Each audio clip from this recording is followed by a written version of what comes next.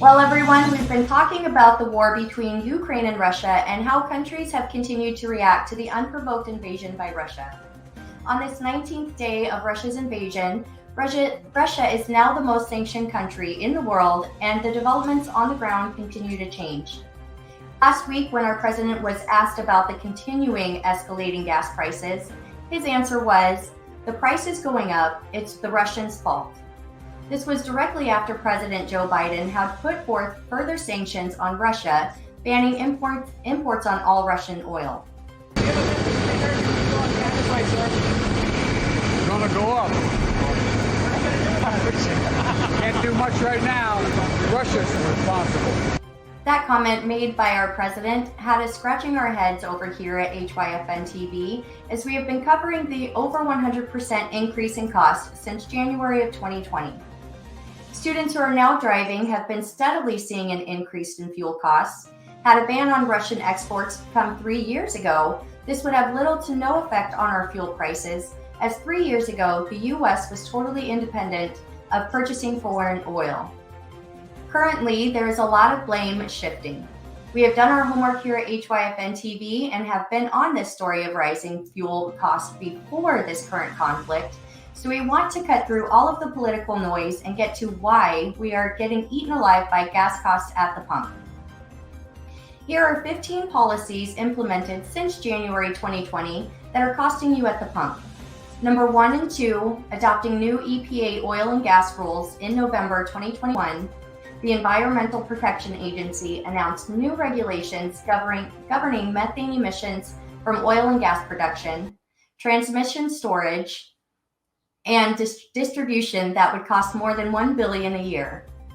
Last spring, President Biden signed a resolution that overturned the Trump administration reforms to EPA oil and gas rules. This resolution has worsened energy poverty and has reestablished burdensome regulations, having a disproportionate impact on small businesses. Numbers 3, 4, 5, 6, 7, and 8, restricting or impeding energy projects. One of President Biden's first actions after taking office was to halt new oil and gas leases on federal lands and waters. The administration canceled the Keystone XL pipeline and suspended oil and gas leases in the Arctic National Wildlife Refuge and in New Mexico, despite opposition from the Navajo Nation. It also resurrected the Waters of the United States rule, which increases barriers to energy projects.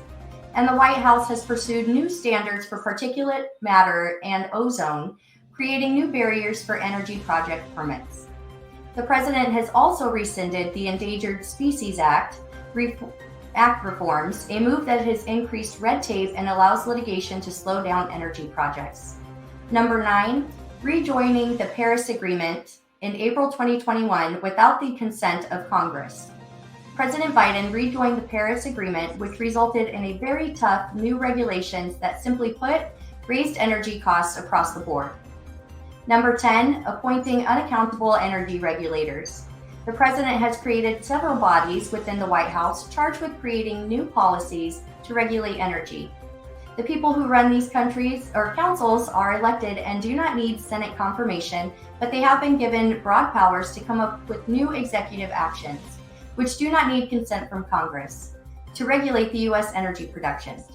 We believe that some regulation is good for consumer protection. Unfortunately, these regulations are intended to hurt the oil industry, and it actually hurts the everyday students. Number 11, forcing states to restrict driving.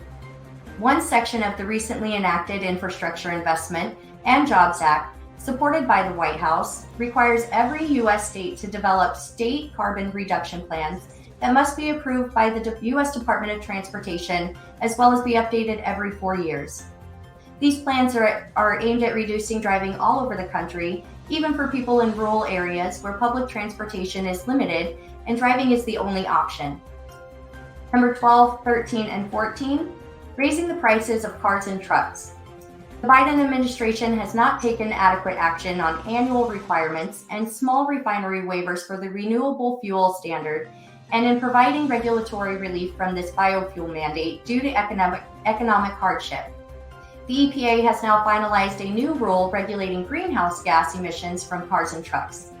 Industry analysts have shown that this single regulation alone will raise the average vehicle price by $1,000. Number 15, instituting a new policy on carbon taxes in organized wholesale electricity markets. This carbon pricing policy statement, issued by the Federal Energy Regulatory Commission in April 2021, is a blanket endorsement of top-down policies that have been demonstrated to be costly, ineffective, regressive, and consistently rejected by the American people, but put in place often by executive order.